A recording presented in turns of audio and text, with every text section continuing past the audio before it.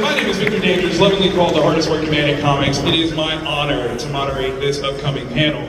I'm just curious, it's supposed to start like 8:30, right? But rules is kind of the way of the Jedi. And I think we might want to break some rules and start a little bit early. How y'all feel about that? I don't feel it yet. I don't think y'all really wanted that badly. How do y'all feel about us starting just a little early?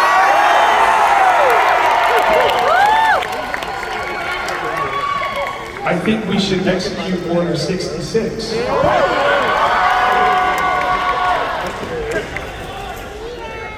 Fan Expo New Orleans, I need y'all to make some noise and show all the love to Hayden Christensen!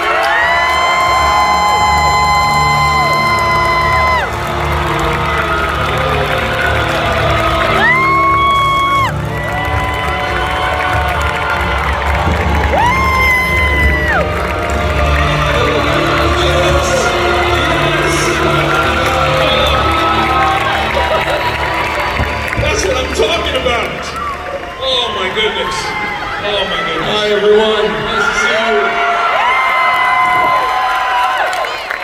That's awesome. Sir, welcome to the Big Easy. We are so happy that you made it here. We're excited to have an amazing weekend, and we're so glad to kick it off with you tonight. How you doing tonight? I'm doing so good. I'm very happy to be back in New Orleans. Let's go! It's been probably about 10 years, if not a little more, since the last time I was here. Okay. And I did a film here. That's right. Let's go! Big fans. And I love this city. I had a great time here, so I was excited to get to come back. I love it. I can see all of you. There it is. Now, I gotta ask you, because New Orleans is known for its food. What's the best food joint for you? In general or here? Here. It's been a little while. Okay, all right. Really good donuts though, those Beignets. Yeah. Love it. That's what I'm talking about. Okay, all right. Let's jump into some questions here, because I gotta dig in with you here. I like your shoes though. Thank you. You want a pair? I'll give these to you right now. Like, say less. Say less. I like it. But no, think about your origin story when it comes to Star Wars, right? You get this role, it's a significant opportunity. Who was the first person that you called when it was confirmed you got the role? When I got the call that I got the part, it was early morning, I was in bed still, and I was sharing an apartment with a friend of mine. So the first person that I told, and when I got the news, they asked me to not tell anybody, because they said it was going to be a couple of days before they were going to make an announcement. And so right away I told my roommate, I called up my mom, I called up a couple of other friends, but this is before, social media and all of that, so it wasn't really that risky. Right. I wasn't worried that, someone was going to call up a tabloid. But yeah, I told my roommate right away. He was thrilled for me, and we went out that night celebrating, and it's a very, very fond memory for me. I love that. Absolutely. Make some noise for that. I'm not gonna lie, it was very apropos that you called your mom. Anakin has a very strong relationship with his mom, so that's a wonderful kind of. How can you not tell your mom? You don't want them to find out from the news announcement. That's dangerous. That would be inappropriate. So there were some people that I had to tell. Absolutely. And I'm sure, Lucasfilm, they understood that. He's like, don't tell me about that. I gotta tell my mom. I have to tell my mom. No, that's fair. That's more than fair. Now, Darth Vader, literally one of the most prolific, we'll say villains, antagonists in pop culture. You got to play the transition of both his true innocence and then his fall into that darkness. What was more fun for you to play? The dark side is always more fun.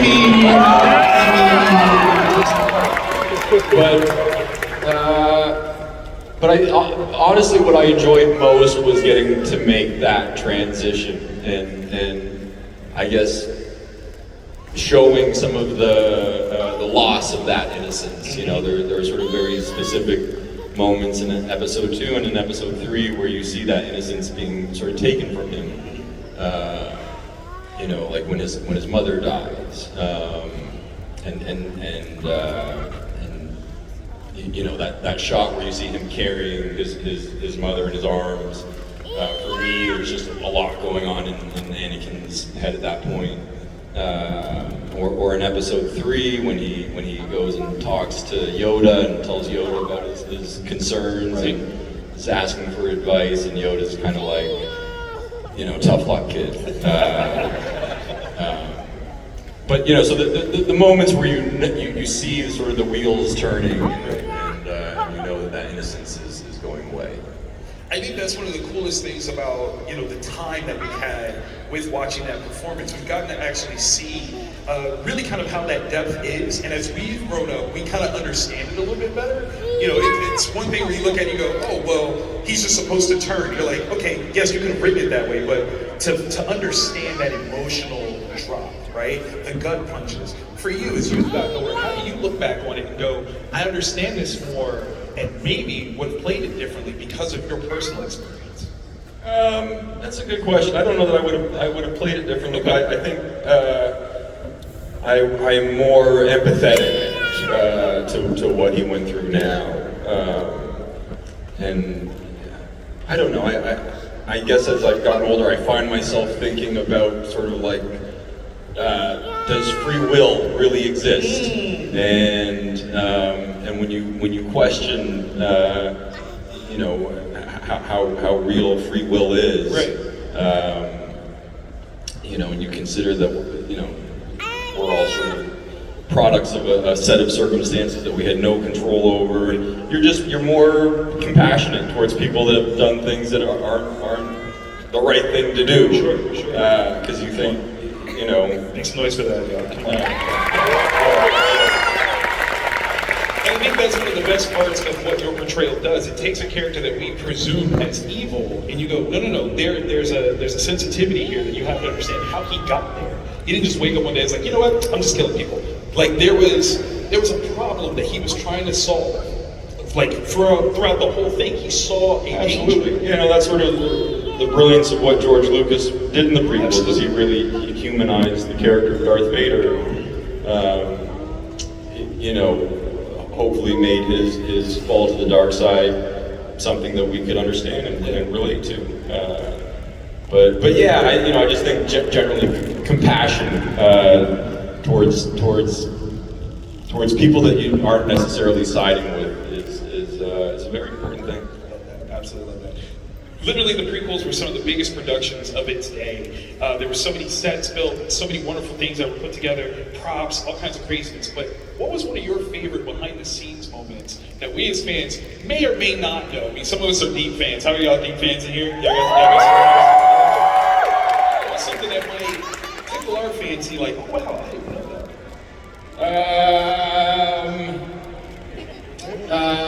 Well,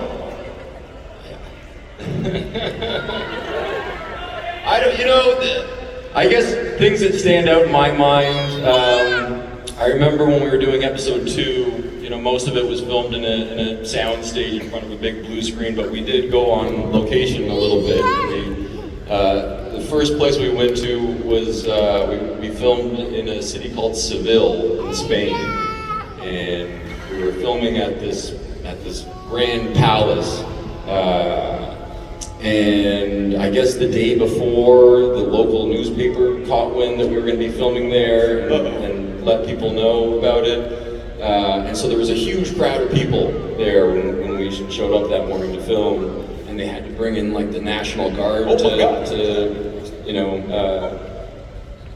make sure that we still had our space to work. But I remember just getting it, that was sort of my first taste of just the enthusiasm that people had for what we were doing, and when, you know, they had the whole thing sort of curtained off, and I remember that when there was this one point where they could kind of see us walking by, and when George would walk by, everyone would start chanting George's name, or when Natalie would walk by, everyone would start chanting, you know, Natalie, Natalie, and they didn't know who I was yet, so I didn't get that. But just just seeing the enthusiasm that people had for what we were doing was a really special thing. There's just lots of stories I could tell. Awesome, man. No, I love that. What I especially love is the idea that like they saw you walk by, they didn't say anything, because what a true way of the Sith. Like to work in secret, right? Like come on, like let's talk about it. Like they have the greatest character of all time walking by, and they're like, who's that guy? And then they watch the movie like, oh my God, we saw Anakin. Like that's absolutely amazing, and I love that you shared that story with us. Thank you for that. Amazing. Make some noise for that, please. So, we recently celebrated 20 years of Revenge of the Sith, which is crazy that has been part of our existence. But so absolutely like, wonderful. One of truly the most physically demanding movies I think I've ever seen from start to finish, from the space fights to the lightsaber duels. Was there anything that stood out to you that was like, okay, we're ramping this up all the way, and I gotta bring it, that might have been a little difficult? Well, it was a very physically demanding film. Yes, we did a lot of lightsaber fighting. I mean, definitely the end fight between Anakin and Come on! That was something that we knew, you know, we were turning the dial up to 11, and we prepared for months for that fight. And you know, we knew it really well by the time we got to filming it, so it wasn't so much of a challenge as it was just a lot of fun. But in truth, probably the most challenging part of the physicality, you know, all of the lightsaber fights are choreographed unless you're fighting a droid or you're blocking laser blasts. That you just improvise. Really? Yeah. Okay. And at the beginning of episode 3, when we're trying to rescue Palpatine, there's a lot of droids around, and we're killing a lot of droids. And there's one point where I had to free Palpatine, and you know, again, we're improvising. So George is saying, you know, just do whatever you want, and so long as it looks like you're hitting something, we'll put something there. And so he's like, just pretend like there's 2 droids on either side of Ian McDermott, Palpatine. Yes, that's right. That's right. There. Name drop. Love it. So I was like, okay, I can do that. And I got a little bit too close to him, and I ended up cutting him right in the forehead, right between the eyes. Yeah, very, very gnarly place to hit anyone. I mean, but it's dangerous. We're swinging, you know, plasma blades. Like, no, plasma that makes blades. sense. Yeah. And so I caught him, and I gave him a good little gash on his forehead. But that was because we didn't choreograph it, you know? So I always found that to be a little challenging, when it wasn't like spelled out for me how to do exactly what I was supposed to be doing. And Ian has had the mark to show it. Or was that kind of a little, you know, foreshadowing of things to come? Yeah, or that. You see, like you just said, is it free will? I don't know. Did you accidentally hit him, or did you go, I'm going to kill you for my son? Just wait. Just wait. It's going to go down. It's going to go down. I love that. I love that. Friend or foe, you have fought basically everybody lightsaber-wise.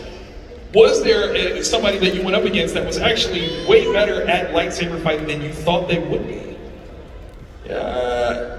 You know, when they give someone a lightsaber, that, you know, I think they have confidence that they're going to be pretty good with it. Okay. So anyone that is swinging a lightsaber on a Star Wars show or film is well trained. Of course. I was very impressed with Rosario. Okay. Yeah, make some noise for Rosario. Come on. That's so good. I didn't know that she was going to be quite as competent as she is, and she has to do it with 2 lightsabers a lot of the time. So, what's that? Wow. Very, very strongly. That's right. Or she did. Right. But yeah, she was very impressive. Yeah. I love that. Did Ian ever try to get a swipe back at you? No, and he was very graceful about the whole incident. He was so apologetic. I felt terrible about it. But no, he took like a champ. Okay, all right. Watch your back, man. I'm just saying, he long form. You'll think about it. You'll find a way.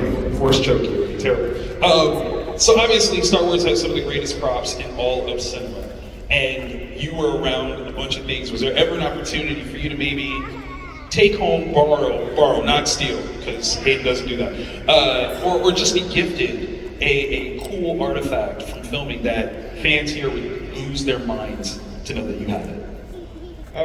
Well, I have a couple of lightsabers. Okay. Hilt and all, or just the hilt? What do you work with? I have both actually. I have just the hilt, like the sort of the hero saber that you just kind of hang on your belt, and then I have a couple of practice lightsabers. Okay. Maybe I wasn't supposed to take home with me. And we were filming in Australia, and I was trying to figure out how to get this one lightsaber back.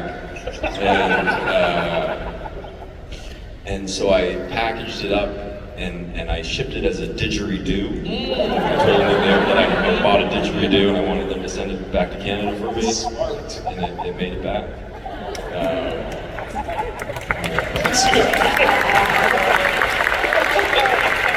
I think this is a lightsaber. It's a didgeridoo. I love it. And I have like a few knickknacks. I kept one of the wigs from episode 3. Okay. Yeah. Wow. Just full disclosure, that's not my real hair. What? Yeah. Those were good locks too, Yeah, man. I know. And I have a couple of the little Padawan braids from episode 2. And a couple of other little knickknacks that I probably shouldn't talk about. That's fair. Now, if you were in a position where George was like, listen, we're going to celebrate, what the prequels were in a big bad way, we're going to give you something amazing, what would you ask for as a potential prop that they could give you?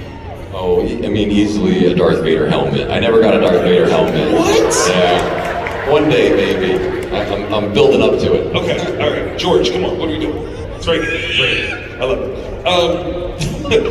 After returning to Star Wars in Obi-Wan, right, and you got this chance to bring back this character, what did you think was something that you could do brand new that we hadn't felt before from your performance? And was it hard to really kind of find your place in that? I mean, just coming back to Star Wars was a thrilling experience for me, and getting to work with Ewan again was amazing.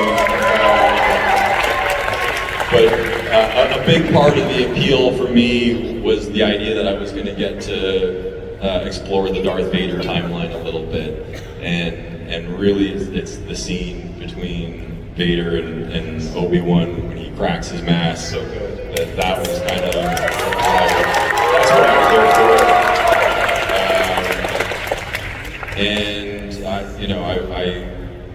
I guess I was a bit surprised by just how emotional it was. I mean, certainly on the page you feel it, but then when we went to go film it, it was a lot more emotional than I was expecting.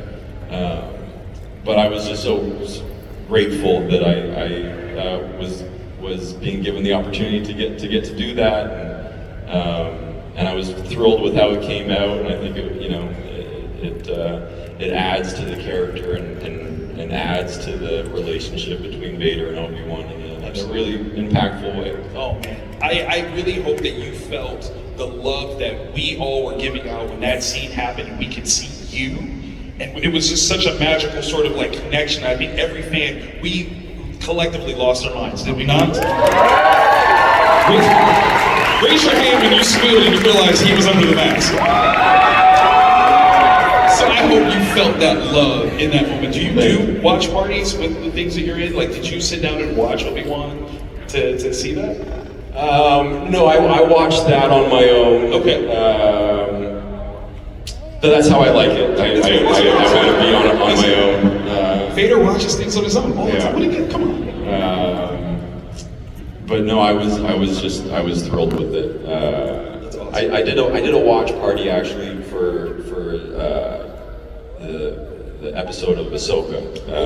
Okay. there was a few of us that got together, and so I watched that with a group of people from the show that worked on the show. That's awesome. And that was great too. But I do like to just kind of be on my own when I'm watching. Experience it. That's craft. That's craft work. I like that. Okay, so we've got some fan submitted questions here that I want to run through. Okay, so this is a big one. Hayden, your portrayal of Anakin's fall in Revenge of the Sith was heartbreaking. How did you mentally prepare for that transformation scene on Mustafar, and was it emotionally draining to film? This is from Alex from Toronto. Alex from Toronto. Alex from Toronto. All right. Yeah. How did I prepare for that?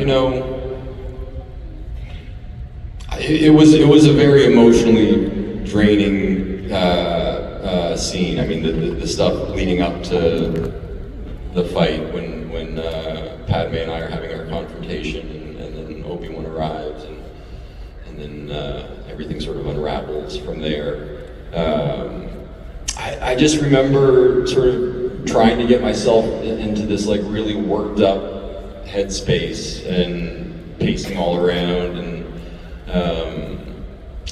and trying to get my sort of my vocal level to be at a place that was maybe a little beyond my comfort zone,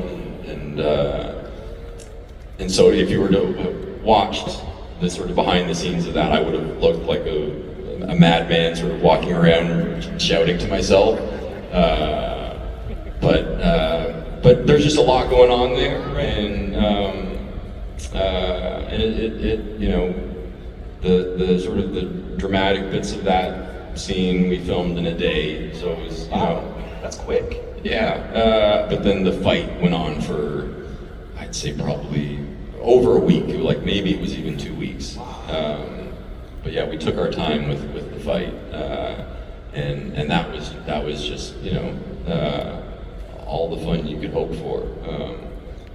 And I remember during one of the days that we were filming that fight, Robert De Niro showed up to set. What? And, yeah, just because he wanted to come see what we were doing, not us, but like George, wanted to see what George was doing, and obviously I am a huge fan of his. Absolutely. And so, I remember standing with you, and Ewan says to me, is that Robert De Niro standing over there? And I'm looking over, I'm like, yeah, I think that is him. And so we're excited that he's there. And then he walked over. He was very friendly, and I remember, because I would do like a lot of push-ups before each take to try to sort of get my heart rate up and a little exhaustion going. And he came over to me and he said, I see you doing push-ups before the takes. He's like, I do that too. Hey! That felt good. That's a cosign right there. Make some noise for that, man. That's awesome. That was awesome. It was a really fun set because, different people would show up every now and then. Show up all the time like that? I mean, if you knew George, or so there were some very interesting people that would come by set, and that would also say action. I remember George used to like to call up, Francis Ford Coppola or Steven Spielberg, and then he'd put them on the phone, and then he'd put the phone to like a megaphone, and then he'd be like, all right, Steven Spielberg's calling action on this one. He would start the shot for us, and that happened a few times. So there's just awesome. Fun stuff like that. That is fun. Man, I love that. This next question is from Maria. Maria wants to know, when you returned as Vader in Obi-Wan, fans absolutely went wild. True, we just discussed that. What was it like putting on that iconic suit for the first time, and how different was it from playing the unmasked Anakin? From playing the unmasked Anakin? Were you... Like Anakin versus Darth Vader costumes? Exactly. They're completely different, obviously. Right. Getting to put on the Vader costume is an awesome experience. I can imagine. I'm sure there's probably one or two of you in the audience, maybe. Yeah, who's ever there? We go. There we go. You know what I'm talking about. It's an incredible costume, and you feel sort of the significance of the character when you wear it, just by how people look at you. But but it's really hot and it's really hard to move around in. And they built like a cooling suit that I would wear underneath the armor. And so when I would start to overheat, I would go sit down and they would plug me into this machine and would pump a cooling liquid all around my body, which helped, physically helped, but also just mentally it sort of reinforced the mechanical, nature of being trapped in this suit, which I also enjoyed. But yeah, it's an awesome costume to wear, and completely different than the Anakin costume, which is also an amazing costume. The Jedi robes are pretty cool in my opinion, and you get to have a lightsaber hanging off your belt, which is super cool. Now, yeah, you can make some noise for that. Absolutely. Considering the physicality that being Vader requires, did you ever make like an unconscious Vader face? Like when you put the mask on, like there was a way that just putting that on, you just kind of know that your face started to look while you were in the mask. Did you do any of that? I mean, maybe. I'm not aware of kind of what I'm doing with my face. But it's possible. I was making some pretty gnarly Vader faces. That's what I'm talking about. We need that behind the scenes action. Just take the mask off real quick, you're like, Vader face. Like, that's just, make it happen. Make it happen. Vader cam, a little camera inside the mask. Awesome. Absolutely awesome. Okay, this next one is from Sophie. Sophie wants to know, this is a great question. Your chemistry with Natalie Portman as Padme was beautiful but tragic. Do you have a favorite romantic scene you filmed together, and which was the most challenging emotionally? I love working with Natalie. I don't know if it's hard for me to pick one scene. That's a good one. In episode 2, we got to do a lot of really nice work together, and I was so impressed by her. But I really enjoyed when we went on location, just because it was a break from being in front of a big blue screen, and we got to go to some pretty cool places. And a lot of that I did with Natalie. So we went to Seville together, we went to Lake Como in Italy together, and that was Naboo. And we went to Tunisia together, so we kind of, went on this awesome adventure traveling around Europe and Africa, but to pick one scene, I don't know. There's that scene that gets a lot of the memes when we're in the grassy field on Naboo. Some great memes, but that scene was a lot of fun for us to film, and we just had a lot of fun with it. So maybe I'll go with that. Okay, that's a good one. That's a good one. Actually, I take it back.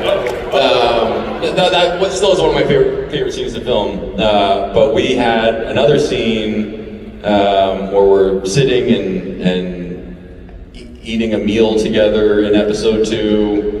And I remember, it was a nicely scripted scene, but when we got there that day, George had this awesome idea that we should just improvise the scene. Okay. He was like, let's just improvise this one.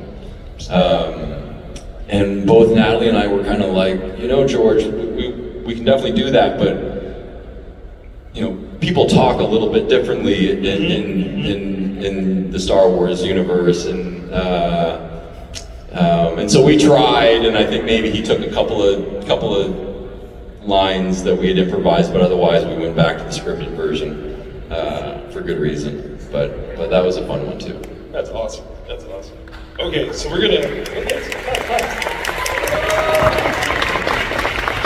switch gears, but not switch gears. This one is from David. David wants to know your performance and life as a house showed your dramatic range beyond Star Wars.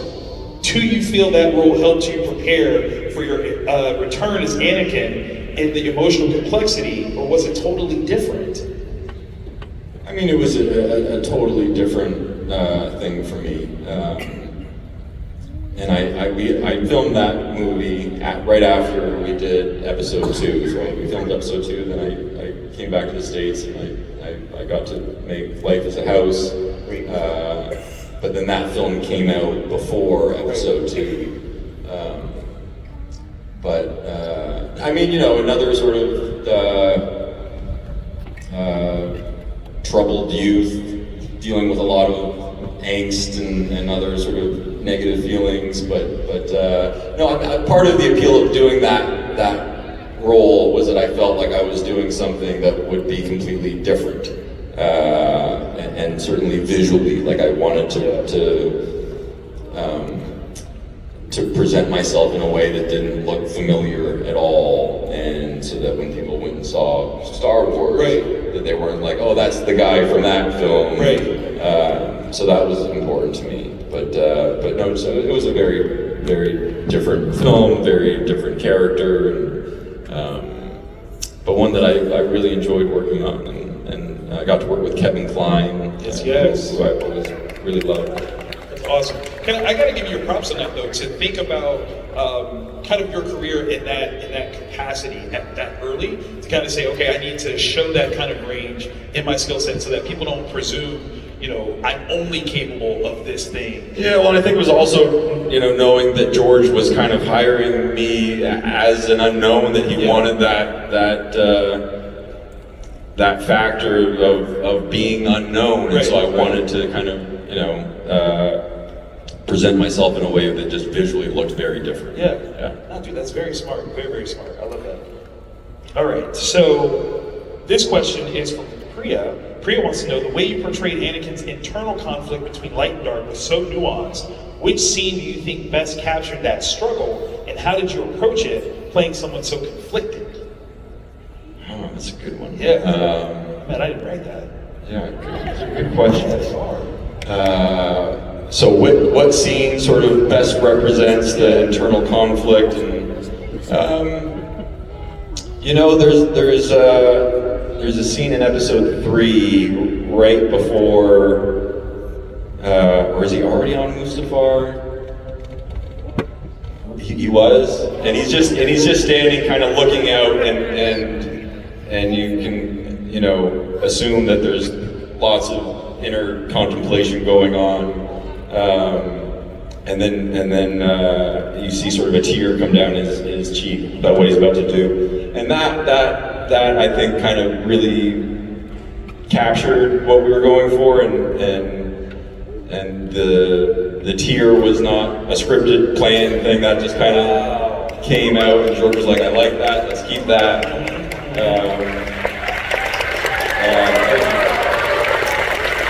Yeah, that's good. That was a scene I liked a lot. And just because it was quiet, and there's, you know, you can impose a lot of your own sort of thoughts on the character, and it's, you know, it's not being spelled out for you. I love it. This one's from Marcus. Marcus wants to know, between Attack of the Clones, Revenge of the Sith, and your recent returns, which version of Anakin do you most enjoy playing, and is there a storyline you'd love to explore? You know, I love all of it. I really do. Good answer. It's all just a lot of fun for me. I've really enjoyed, or I really enjoyed getting to do a little bit of the Clone Wars. Yes.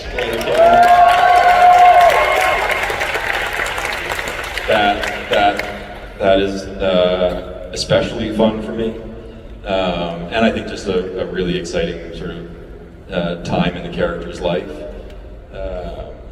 But I love all of it. So long as I can have a lightsaber, that's all I ask.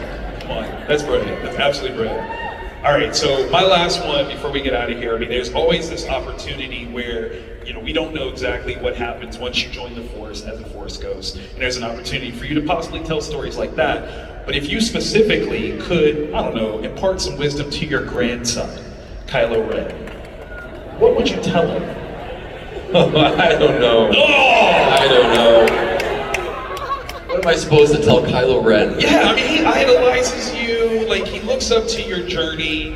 What would you tell him? Be like, hey man, you're looking at the wrong parts, or Keep going. See how dark it goes. Yeah, I don't know. Next question. Okay, all right. And on that note, we actually have held you quite a while, and I thoroughly appreciate you coming out and hang out with all of us. New Orleans, I need y'all to do me a favor. Join me in celebrating one more time, Mr. Hayden Christensen. The greatest of all time. Ladies and gentlemen, once more, Hayden Christensen. Thank you guys so much. Thank you for joining us. We thoroughly appreciate you. Come see him all weekend.